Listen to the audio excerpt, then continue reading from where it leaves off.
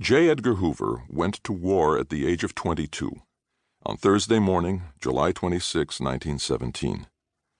He walked out of his boyhood home in Washington, D.C., and set off for his new life at the Justice Department to serve as a foot soldier in the army of lawmen fighting spies, saboteurs, communists, and anarchists in the United States.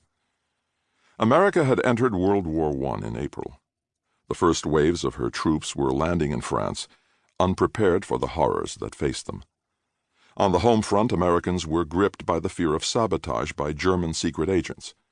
The country had been on high alert for a year, ever since an enemy attack on a huge warehouse of American munitions bound for the battlefront.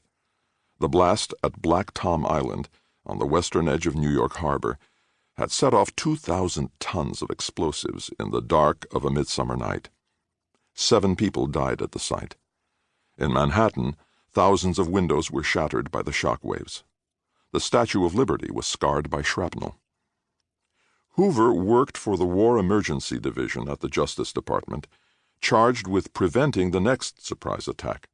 He displayed a martial spirit and a knack for shaping the thinking of his superiors. He won praise from the division's chief, John Lord O'Brien. "He worked Sundays and nights as I did," O'Brien recounted. "I promoted him several times, simply on merits." Hoover rose quickly to the top of the division's Alien Enemy Bureau, which was responsible for identifying and imprisoning politically suspect foreigners living in the United States. At the age of 23, Hoover oversaw 6,200 Germans who were interned in camps and 450,000 more who were under government surveillance. At 24, he was placed in charge of the newly created Radical Division of the Justice Department, and he ran the biggest counterterrorism operations in the history of the United States, rounding up thousands of radical suspects across the country. He had no guns or ammunition. Secret intelligence was his weapon. Hoover lived all his life in Washington, D.C., where he was born on New Year's Day, 1895, the youngest of 4 children. He was the son and the grandson of government servants. His father, Dickerson, was afflicted with depression. Deep melancholy cost him his job as a government cartographer and likely hastened his death.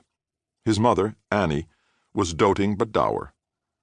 Hoover lived at home with her for the first 43 years of his life until the day she died. He told several of his closest aides that he remained a single man because he feared the wrong woman would be his downfall. A bad marriage would destroy him. Hoover's niece, Margaret Fennell, grew up alongside him. She stayed in touch with him for 6 decades. She knew him as well as anyone could. "I sometimes have thought that he really, I don't know how to put it, had a fear of becoming too personally involved with people," she reflected. If he ever expressed love beyond his devotion to God and country, there were no witnesses. He was sentimental about dogs, but unemotional about people. His inner life was a mystery, even to his immediate family and his few close friends. Hoover learned how to march in military formation and how to make a formal argument. The drill team and the debate team at Central High School were the highlights of his youth. The Central High's debate squad was the best in the city, and Hoover became one of its stars. His school newspaper praised his competitive spirit and his cool, relentless logic. He told the paper, after a stirring victory over a college team, that debating had given him a practical and beneficial example of life, which is nothing more or less than the matching of one man's wit against another.